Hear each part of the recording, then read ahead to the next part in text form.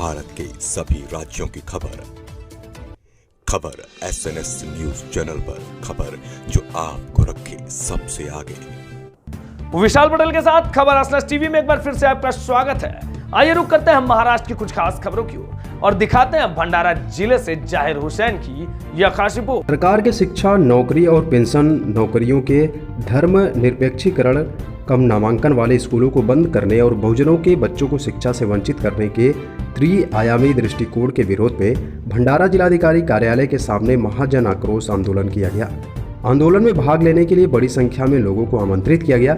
इस मौके पर शिक्षण संस्था संचालक मंडल भंडारा प्रहलाद भंडारकर अध्यक्ष, हेमंत पांडे बूचे सचिव, प्रवीण जगभिया अध्यक्ष, सुधाकर देशमुख अध्यक्ष के साथ SNS न्यूज चैनल के प्रतिनिधि ने विस्तृत चर्चा की।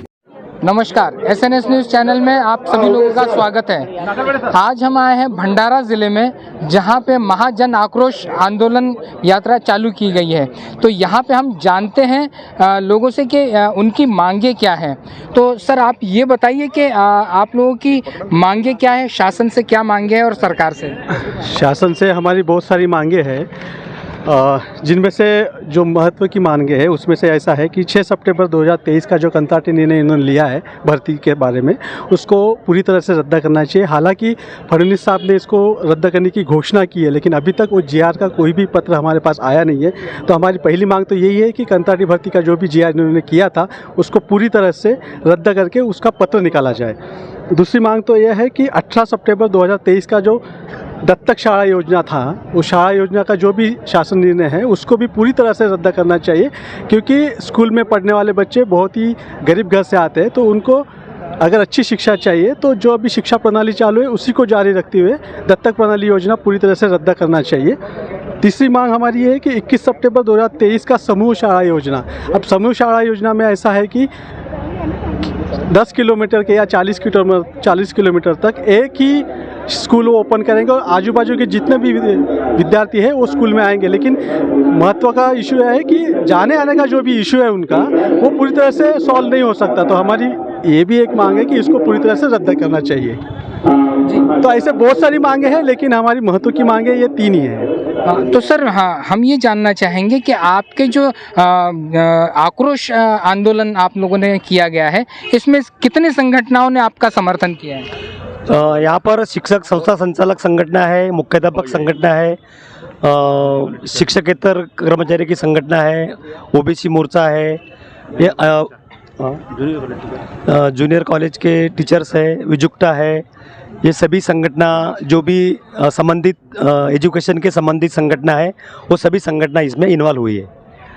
तो ये सभी संगठनें आपके जन आक्रोश आंदोलन में सभी ने सहभाग दिया है।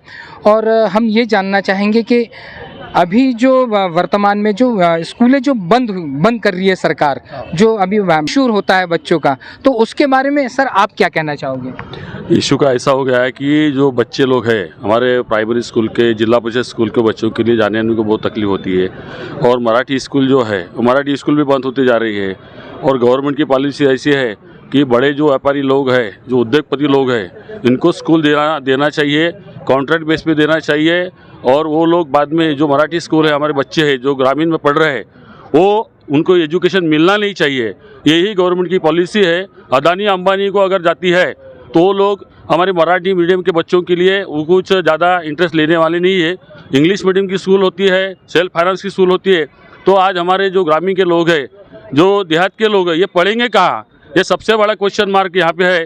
तो इसी माध्यम से गवर्नमेंट से हमारा एक इसे निवेदन है, विनंती है कि मराठी स्कूल बचना चाहिए और हमारे बच्चों को अच्छा एजुकेशन मिलना चाहिए। और जो उद्योगपति है और इनको जो कॉन्ट्रैक्ट बेस पे स्कूल चालू करने का जो प्लान चालू है गवर्नमेंट का, वो बंद होना चाहिए। यही हमारी प्रमुख मांगनी है। तो सर, जिस प्रकार से ये कंट्रैक्ट पद्धति सरकार ने निकाली है और स्कूलें बंद कर रही है, तो सर मैं आपसे पूछना चाहूँगा इसका कारण क्या है सर? इसका कारण क्या है? बोलिए अभिजीत दादा, क्यों बंद कर रही है सरकार? सर, मराठी मीडियम की जो स्कूलें हैं उसमें यानी ज़्यादातर जो ग्रामीण क्षेत्रों के जो विद्यार्थी है, बहुजन लोगों के विद्यार्थी है, वो पढ़ने जाते हैं। आज गवर्नमेंट ये कहती है कि एजुकेशन पे सबसे ज़्यादा खर्चा हो रहा है। एक्चुअली में अगर वो निकाले तो उतना खर्चा नहीं हो रहा है जितना एक्चुअली गवर्नमेंट ने करना चाहिए।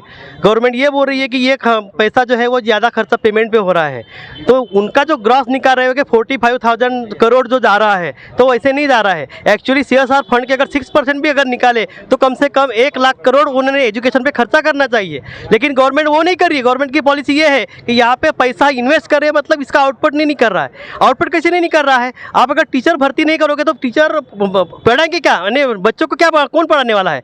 प्राइवेट वाले लोग पढ़ाएंगे जो 2,000-3,000 में काम करेंगे, जो DED नहीं क्वालिफाइड नहीं, वो लोग काम करेंगे। गवर्नमेंट का ये सीधा सीधा जो सेल्फ फाइनेंस स्कूल लाने का एक ही एम है कि मराठी स्कूल जो है वो बंद करो और प्राइवेट को प्रोत्साहन दो, जिससे जो बहुजन वर्ग का जो स्टूडेंट है वो आगे नहीं बढ़ेगा, वो सिर्फ पेट भरने के लिए काम करेगा, मोल मजूरी करेगा और आगे गवर्नमेंट को सवाल नहीं पूछेगा। ये सबसे बड़ा एम है उनका। तो सर, जैसे कि आपने कहा है कि सरकार का खर्चा बहुत हो रहा है, तो ये चुनाव के वक्त में जो ये लोग घोषणा पत्र निकालते हैं, अभी हम लोग देख रहे हैं कि यहाँ पे चुनाव चालू है, तो बहुत सारी जगह पे उन लोग घोषणा पत्र निकालते हैं, कहीं मोटरसाइकिल है कि ये पैसा कहाँ से आता है, वो पैसा कहाँ से आ रहा है आप सबको पता है। अगर सभी चीज़ों के लिए पैसा अगर आ रहा है तो बच्चों की पढ़ाई के पैसा नहीं है क्या? आज अगर हम दिल्ली का मॉडल देखते हैं तो वहाँ पे सरकारी स्कूलें एक मॉडल स्कूल बन गई है, जहाँ पे विदेशी से लोग सर्वे करने आते हैं। और आज हमारी महाराष्ट्र गवर्नमेंट की एजुकेशन पॉलिसी में क्या है, तो वो हर चीज़ में पूरा प्राइवेटाइजेशन कर रहे हैं। तो प्राइवेटाइजेशन करके आप क्या करना चाहते हैं? सबका आरक्षण खत्म करना चाहते हैं क्या? ये आपका मोटो है क्या? ये हम सरकार से पूछना चाहते हैं। अगर लोग आरक्षण की मांग कर रहे हैं तो आप उसको प्राइवेटाइजेशन कर दो, ताकि आरक्षण अगर हम देने की चीज़ आए तो मिलने वाले को आरक्षण ना मिल सके, लाभ ना मिल सके। तो ये बहुजन विरोधी जो धोरण है, ये सरकार ने सोचना चाहिए। किसी भी पार्टी की सरकार हो, हमें किसी पक्ष के विरोध में नहीं बोलना है। हमें जो सत्ताधारी लोग हैं, क्योंकि आज सत्ताधारी हर एक बैठते हैं, हम लोगों ने किसी को तो भी चुन के दिया, लेकिन वो सब आपस में मिलजुल के सरकार चला रहे हैं। हमें उनसे मतलब नहीं है। जब सरकार का आमदार लोगों का सवाल आता है तो वो चीज़ें सबसे पहले मंजूर हो जाती है बिना मांग किए हुए, लेकिन बहुजन लोगों की जो समस्या आती है उसके ऊपर में सब सरकारी आंख मुंद कर लेती है। ये सबसे बड़ा अन्याय है और इसी अन्याय के विरोध में आज ये सभी जो लोग हैं ये आगे आए हुए, क्योंकि भविष्य की चिंता हमें है। अगर बच्चों को पढ़ाने वाले टीचर नहीं रहेंगे तो बच्चे पढ़ेंगे कैसे? और बच्चे के पढ़ेंगे नहीं तो आगे में सरकार से सवाल पूछेगा कौन? इस देश की धुरा कौन संभालने वाला है? ये सवाल है। और इसी सवाल के अगेंस्ट में आज ये पूरे लोग जो प्रमुख है, हर संगठन के प्रमुख है, जो ज्ञानी है, उनको समझ में आ रहा है कि सरकार क्या चाहती है। सरकार किसी भी पक्ष की हो, किसी भी पार्टी को, हमें उससे कुछ लेना देनी, लेकिन जो सरकार की तरफ बैठता है वो अपना एक अलग से सोचता है और जो विरोधी होता है वो हमारे साथ में होता है हमेशा। ये हमेशा अपना ही पक्ष वो लोग रखते हैं, अपना मुद्दा रखते हैं, अपना फायदा देखते हैं। तो हमें यही करना है कि फायदा अपना मत देखो। आमदार का अगर किसी निधि बढ़ाना है तो 2 मिनट में बढ़ जाता है, लेकिन किसी शिष्यवृत्ति की अगर योजना आप देखो, अभी शिष्यवृत्ति की योजना कब बढ़ी? 10, 12 साल, 15 साल की, क्या पता नहीं। तो ये आप बच्चों के हाथ में बच्चों को पढ़ाना क्यों नहीं चाहते, वो हमारा सवाल है। उनको कौन पढ़ाएगा? ये जो खाजगीकरण करके वो पढ़ाएंगे, जो मोल मजदूरी करके 2 वक्त की रोटी कमाने वाला आदमी है, वो बच्चों को कितनी फीस देकर पढ़ाएगा? कब डॉक्टर और इंजीनियर कैसे बनाएगा? ये सवाल है। तो ये सभी चीज़ें आज हमारे सामने हैं, इसलिए हम जो सबसे पहले कह रहे हैं कि कंत्राटीकरण, खाजगीकरण, इसको बंद करो। क्योंकि जो बाबा साहब की राज्य घटना ने जो अधिकार दिया है, हर एक को समान अधिकार, हम समान कायदा है, समान हक है, तो जो संविधान है उस संविधान को आप ढंग से लागू करो तो आपका देश सही में आगे बढ़ेगा। ये हमारा कहना है।